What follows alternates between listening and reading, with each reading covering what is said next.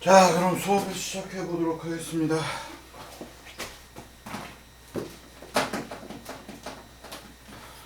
예, 지난주에 그 중간고사 겸해서 여러분들한테 그 시험 문제를 내드렸었고요. 저희가 한 명 빼고 처음에 대부분 다 못하거나 틀렸기 때문에 이걸 다시 그 숙제를 내드렸습니다. 그래서 월요일까지 많이들 제출하셨고요. 한두 명 빼고 거의 다 제출한 것 같습니다. 그래서 제출 안 하시는 분들은 이게 중간고사를 안 보신 거기 때문에 패스가 될지 안 될지 잘 모르겠습니다.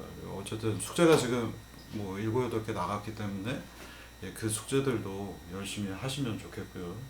어쨌든 코로나가 아니라 뭐가 어떻게 되더라도 숙제도 안 하고 중간고사도 안 하면 F는 당연히 나갑니다. 그래서 여러분들이 어쨌든 힘든 상황이지만 열심히 숙제를 하시기를 바라겠습니다. 그러면 오늘의 주된 내용으로 가보겠습니다. 지난주 숙제를 내드리는 어떤 의도가 있는데 그 의도를 명확하게들 판단을 잘 못하셨어요. 그래서 제가 이제 급히 금요일 날 힌트를 드리고 요즘 월요일까지 다시 한번 해봐라 했더니 이제 정말 많이들 해갖고 오셨는데요. 일단 첫 번째는 수식 자체를 되게 간단한 수식인데 이걸 구현을 아예 못한 친구들이 너무 많아서 공간상에서 원의 방정식을 y하고 g축으로 그려서 센터가 y0, g0가 되면 y하고 g방향에 반지름은 r제곱이 있을 때 이 녀석을 쫓아가는 궤적을 그려봐라 라고 했습니다. 그리고 센터는 400, 400, 400으로 간단한 숫자로 대입을 했었고요. 이제 이거를 풀기 위해서는 힌트도 많이 드렸습니다만 x는 x0, 400인 이걸 대입하고 y는 이거를 루트를 풀고 이걸 제곱을 넘겨서 이렇게 하면은 너무 복잡하기 때문에 사인 코사인을 써서 문제를 푸시면 좀 간단합니다. 그래서 y는 r 코사인 세타, z는 r 사인 세타 두 가지를 쓰는데 센터가 y0, g0로 추가를 해서 더해주면은 이 녀석을 풀기 좋게 이렇게 회전하는 궤적을 그립니다.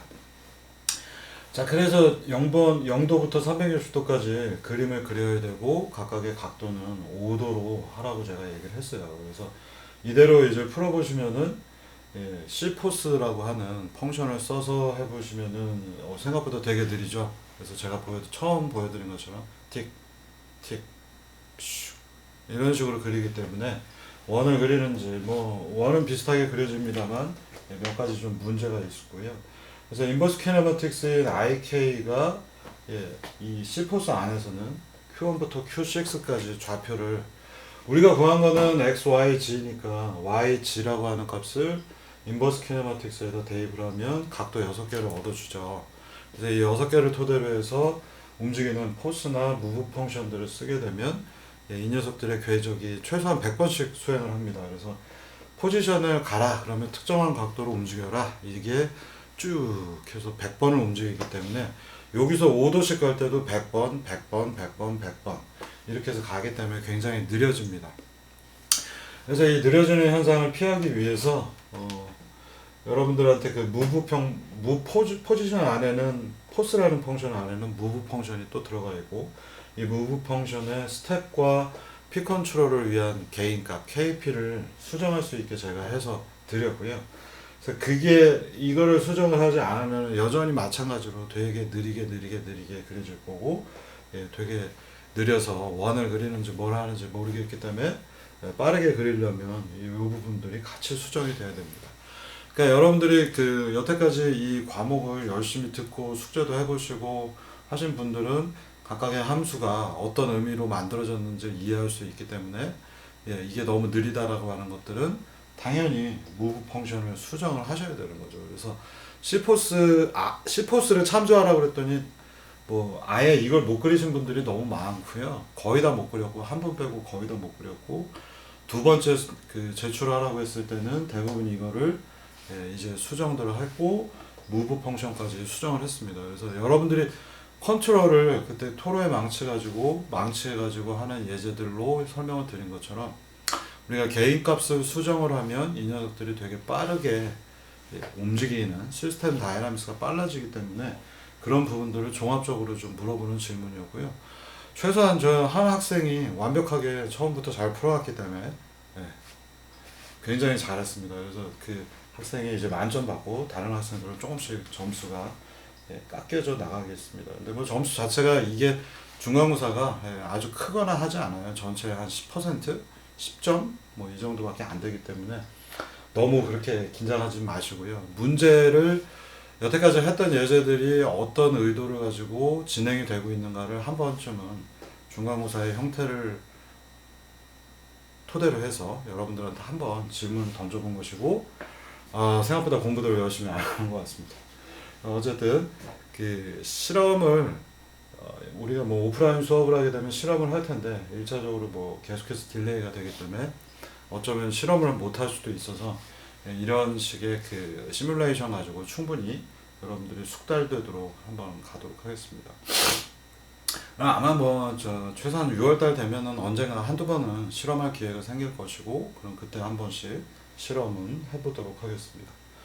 그래서 이 동그라미를 그리면서 이제 문제가 생기는데요. 여러분들한테 이 답안 관련된 건 사실상 여기에 있는 거고요. 그래서 이 백스텝이나 KP, P 컨트롤의 개인값 부분을 수정을 하시면은 뭐 이 숙제 자체는 어렵지 않게 잘 됩니다. 그래서 두 번째부터는 많은 학생들이 이 부분들을 잘 수정을 하셔서 숙제를 그럴듯하게 이제 제출들을 하셨고요. 뭐 일부 이렇게 삐뚤어지는 경우도 많이 있는데 사실 그게 잘 되냐 안 되냐를 목표로 해서 이 중간고사 문제를 내는 건 아니에요. 그러니까 여러분들이 수업 내용을 잘 이해하고 있는가를 체크도 한번 해보는 거고요. 그리고 앞으로 이제 조금 더 복잡한 이슈들을 얘기를 할 때 현재까지 내용들을 잘 숙지하고 있는가 확인하는 게 주 목적입니다. 자, 그러면 이제 그 오늘의 이제 이 숙제하고 관련된 이슈 하나를 제가 던질 거고요. 이 이슈라고 하는 것들이 그 여러분들이 명확하게 왜 이걸 냈는지 이제 이해를 하시면 좋은데, 이제 많은 인더스트리얼 로봇들, 산업용 로봇이라고 하는 것들은 사실 우리가 로봇이 이렇게 있고 이 내부를 다 프로그램을 짜지는 않습니다. 다행이죠. 네. 네, 그러려면 이제 3학년 로봇공학 수업을 제 거를 들으셔야지 그나마, 그리고 4학년 응용로봇공학까지 들으셔야 이제 로봇을 어떻게 만드는지 실제로 갈 거고요. 그거는 로봇을 만드는 입장이고, 로봇을 만드는 입장이 아니라 로봇을 사용하는 입장에서 약간 테크니션적인, 여러분들 그 전산 쪽에서도 얘기하는 게 최근에 이제 오픈소스가 많이 나오면서 오픈소스를 어떻게 만들었는지 모르면서 그냥 이용하는 사례들이 있죠. 그래서 크게 이 소프트웨어 엔지니어링 측면에서 보면은 앞서서 무언가 이해하고 자료구조 전부 다 잘 이해하고, 자료구조 어렵지 않은데 자료구조를 만들어보는 사람들이 요새는 별로 없더라고요. 그래서 트리 구조들이나 뭐 비플 트리, 예전에 비트리 이런 거 다 만들어보고 안에 캐시, 스택 구조 다 추가해서 집어넣고, 심지어 뭐 DB들은 억세스 속도 옛날 도스 시절에 빠르게 하기 위해서 내부적인 캐시도 만들어서 쓰고 그랬었습니다.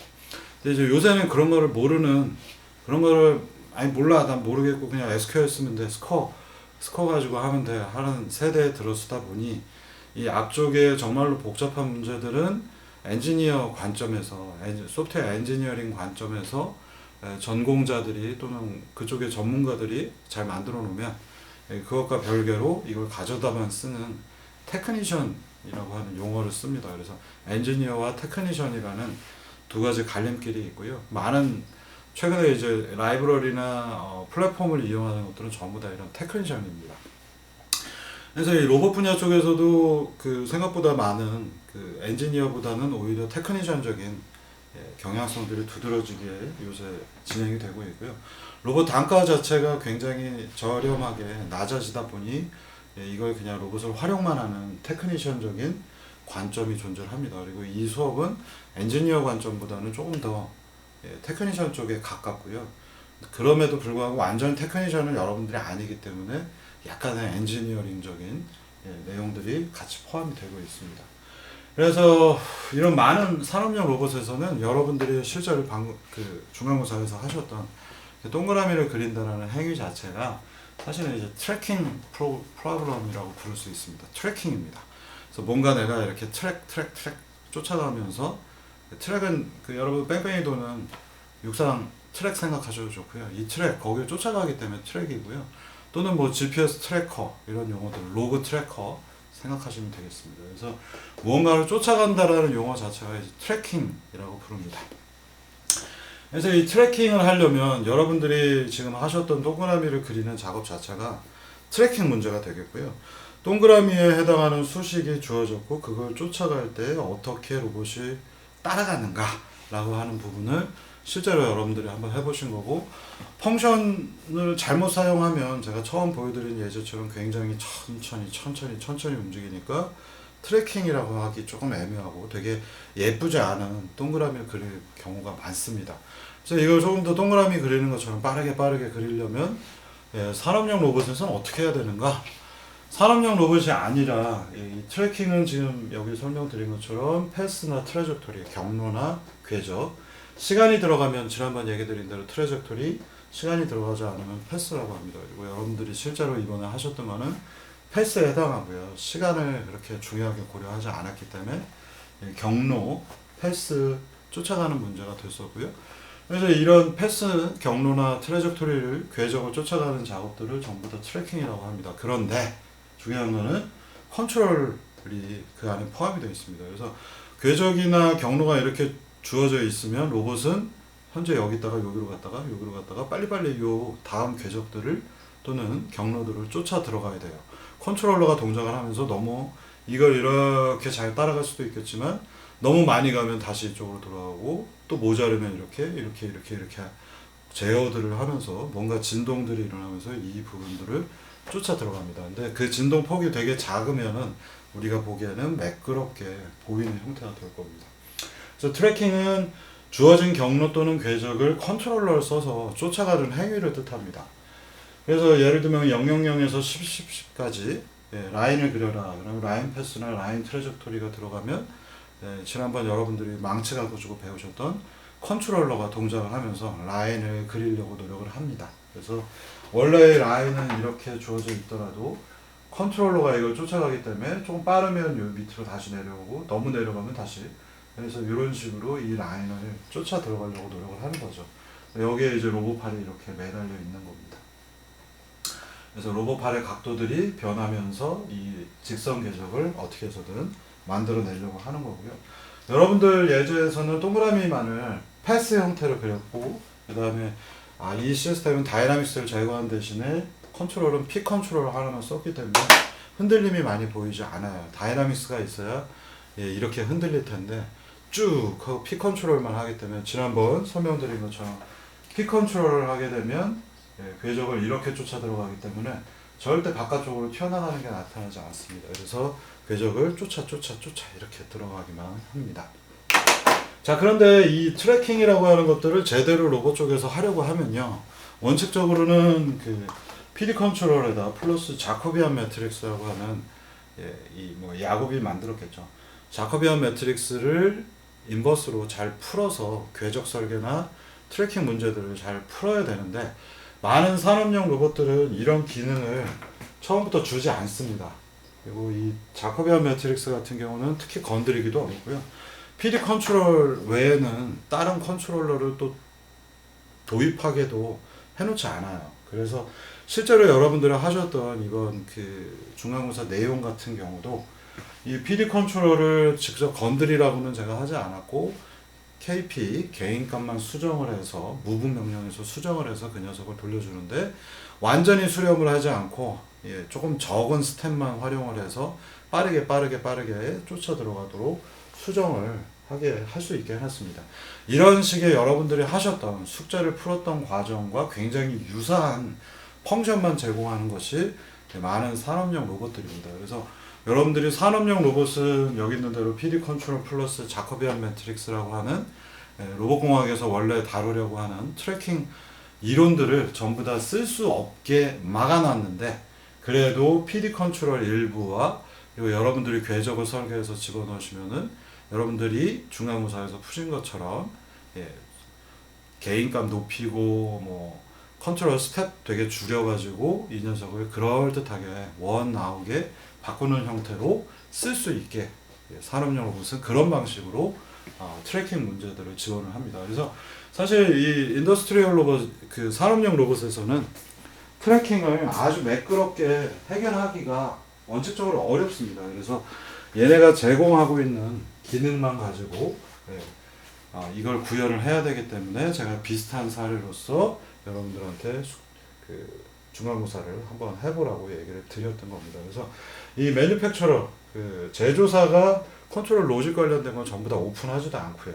인버스 키네마틱스도 내용물은 오픈하지 않습니다. 그러나 쓸 수는 있죠. 그래서 인버스 키네마틱스 같은 경우도 제가 내부가 어떻게 되는지 명확하게 설명을 안 했습니다만 여러분들은 그냥 가져다 쓰고 있는 거죠. 그래서 인버스 키네마틱스 제조사가 제공하고요. 다음에 뭐 C 포지션이나 포지션 함수 같은 것들 제조사가 역시 제공하고 있고, 그래서 포지션들을 우리가 적당히 바꿔서 그 다음에 PD 컨트롤의 개인 값을 수정할 수 있게 해놨기 때문에 내가 조금 빠르게 트래킹 하려고 그러면 개인 값 정도는 수정할 수 있게 하는, 딱 여러분들이 하셨던 숙제하고 똑같은 구조들로 인더스트리얼 로봇들은, 산업용 로봇들은 그걸 할 수 있는 기본적인 함수들만 제공을 합니다.